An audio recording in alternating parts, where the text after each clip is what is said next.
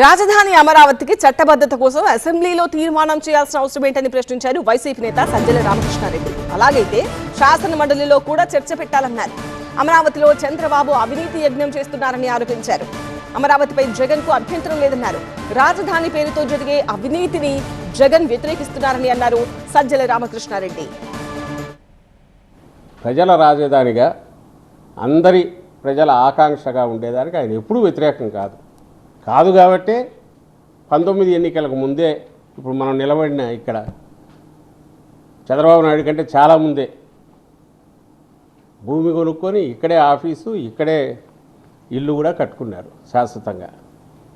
కాబట్టి దీని మీద మా స్టాండ్ అనేది ప్రత్యేకంగా చెప్పడానికంటూ ఏమీ లేదు.